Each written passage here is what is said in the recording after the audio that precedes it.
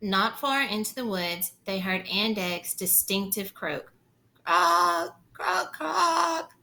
There, said Mamma, pointing. You go to him, Amachios. He doesn't trust me, and I don't blame him. She gave Amachios a crust of bannock bread, a treat, and sent her ahead, although she stayed within sight should Amachios need her. And something happened, sure enough, that made Mamma glad she stayed close, though she couldn't have explained it if she tried. Far ahead, she heard branches cracking and a sound she knew well, a low chuffing. Bears, high in the oak trees, stuffing themselves with acorns, the tubby young bears moved along the thinnest branches. More crashing, now a squeal. One of the bears ventured out too far, curious, and tumbled right out of the tree. He picked himself up and stood on his hind legs. His acorn chubby belly stuck out like the patrays. Then Mamma saw both little bears loping and bounding through the woods toward Amachias. So Mama doesn't know about Amachias' connection with the bears yet. Remember, Amachias hadn't told anybody because she was scared of the reactions.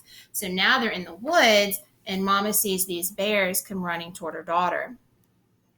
Daughter, she shouted. Bears are shy, and these wouldn't seek Amachias out to attack, surely. On the other hand, they could be dangerous, especially if wounded or angered. Mama ran toward Amachias, but then stopped, afraid to disturb what took place. The two young bears bounded curiously toward her daughter. She saw Amachias turn sharply to the bears, and then, after a moment of surprise, Amachias greeted the animals. She stood quietly before them, and she was smiling.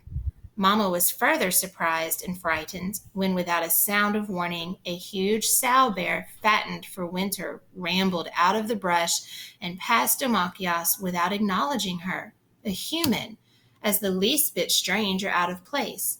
And the younger bears, was she talking to them?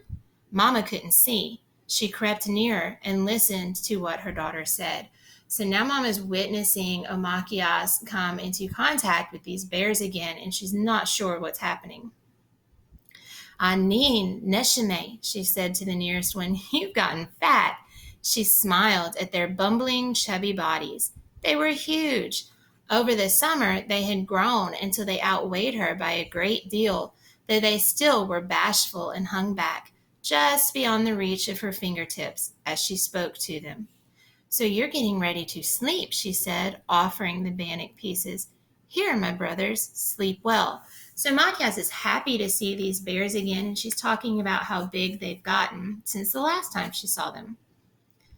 The bears stood before her, testing the air, the unfamiliar smell of the bannock, and then each one bent to the bit of bread she held, flicked it up with a muscular tongue, and loped off into the woods behind their mother, who was clearly just a little tired of them following her along and grumpy because she wanted to sleep.